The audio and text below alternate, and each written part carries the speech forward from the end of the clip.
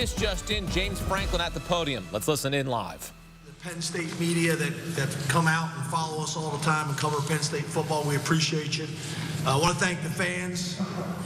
It's a long season, and our fans, the support that we get and how they travel is phenomenal. So obviously also good being on the West Coast and maybe some of our fans that don't normally get a chance to see us live, so that's special. I want to give Boise a ton of credit. I think that's a really, really good football team. They've been winning there for a long time. Coach Danielson's done a phenomenal job. And obviously, you know, could go on and on about their players. We talked a lot. These guys were sick of me talking about their running back, Ashton Jeanty. A ton of respect for him, and what he's done in his entire career is special. But at the end of the day, we played a complete game. Offense, defense, and special teams, complementary football. Did some special things tonight. So I'm just proud of our guys. We talked in the beginning of the season about our guys having these type of moments and these type of experiences and these type of opportunities. So love the fact that these guys were able to, you know, find a win against a really good opponent here, and these two guys obviously leading the way. Just a couple things I'll say, and then I'll open up the questions. But 13 wins, first time in program history.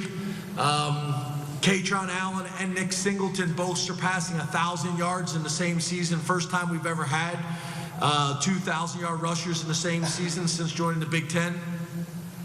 And then 34 wins over the last 3 years. We're very, very proud of that. Consistency is hard to do.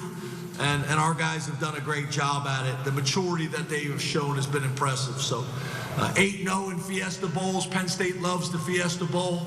We'll come every year. So appreciate it, and I'll open up the questions. We'll start here, front row center. Thank you. Coach, you mentioned your running backs. Can you just explain how they were able to do what they did today, and what you think of their overall effort? Well, a couple things. I mean, right, everybody wants to talk about the running backs, but one of the things we talk about all the time is the game of football starts up front. Always has, always will. I thought our D-line was disruptive today and was a major factor in the game. I thought our O-line was able to control the line of scrimmage, and we talk about O-line, tight ends, obviously the running backs. You know, that's Katron. Katron breaks tackles. He runs people over. He is a physical back. And then Nick, obviously, if you give him a crease, he's got a chance to go 80 at any minute. So they're really good complementary backs. They've been playing together for a long time. And when we're able to get the outside zone going like we were able to do today, kind of opens everything else up and gets people running sideline to sideline, which creates creases. But I'm happy. You know, Nick was trying to, was grinding it out, wasn't having as much success. Then all of a sudden, he was able to break the big one, which was huge. So you love to see that happen. And then, like I said, Katron's just a workhorse. So it starts up front with the O-line. They don't get enough credit. But it's great to see those two backs have success. Right here on the end, front row. Hi, James. How would you describe your approach to dealing with their running back, and what do you think you did that worked to sort of corral him? I mean, he got 100 yards, but sort of corral him. Well, I think we did corral him. Yeah, not sort of. Yeah, I think we did corral him. I mean, they got some yards there at the end, and I think defensively, I think our team was sick of me talking about him. And I think we got the point across about the respect that we have for that young man and the type of running back he is. And even today, I think our defense would say they have a ton of respect for him and how many tackles he was able to break and how strong he is and the contact balance. He's an impressive guy, but we're pretty good on defense. Thought our D-line did a really good job of being disruptive and getting in the backfield.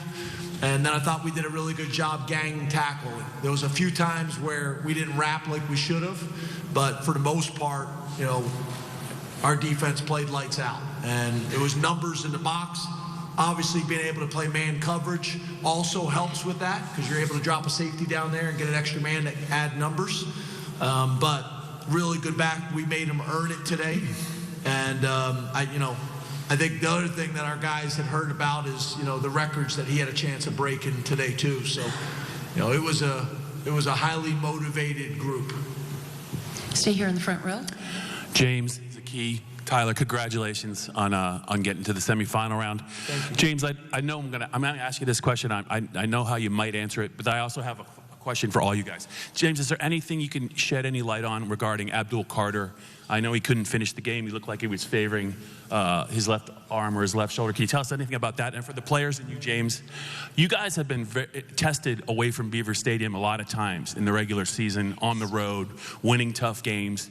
And when this game got chaotic, how much did those experiences maybe help you kind of not get rattled, because you've been in a lot of these situations throughout the year? Yeah, with Abdul, I don't know a whole lot. We'll get that checked out and see. And obviously, number one, the safe and health and welfare of our guys is priority number one. But then, I know Abdul will want to play next week, and he'll do everything in his power to play next week if he's able to. And we'll find out more. I don't have a whole lot more information than that. And then in terms of being tested, yeah, I think the Big Ten, I think you guys have heard me say this a lot. I've been a head coach in the SEC. I've been a head coach in the Big Ten, and I got tremendous respect for both conferences. And I think I have a perspective that most people don't have, right? But I think the Big Ten has prepared our guys. We opened a season at West Virginia. Had a tough Big Ten season, had to overcome adversity and challenges from the top to the bottom of the conference. And I think those things are valuable. I think, when you're playing in arguably the two best conferences in all of college football, it prepares you for games like this. I think Boise is a really good football team. I got a ton of respect for them and how they go about their business. And it's been that way for a long time. So I think these guys will tell you we were not taking them lightly. I know they got off the plane with those shirts, count us out. We were not counting those guys out. They had our attention, and I think that showed up today. But I think, we talk about the maturity of our football team, and I think that shows up. When things don't go well, our guys, they don't panic. The coaches don't panic. We learn from it, and then we get on to the next play. And, when you're playing really good teams at this point in the season, they're going to make plays. They're going to do some good things. And you just gotta weather the storm and battle back. Fourth row on the right. James, following up on what you just said about the Big Ten, don't know if you were watching the Bowls earlier today, but Big Ten had a good day. Now you guys and either Ohio State or Oregon will be in the semis. How important is it for the conference when your teams have postseason success like this, in terms of everybody's kind of perception, reputation of the Big Ten? Yeah, obviously we want to represent the Big Ten, and that's important to us. But ultimately, I'm worried about Penn State. I'm worried about Tyler Warren and Zaki and Penn State and the guys in that locker room. I want them to have an unbelievable college experience, and I want them to go on and have a chance to reach their dreams. That's my focus. I got respect for coaching in the SEC because I've been there. Take a lot of pride in representing the Big Ten. But ultimately, I'm worried about these guys, the guys in that locker room, our fans, the lettermen, Pat Kraft, my boss, Neely Bendapudi, my boss,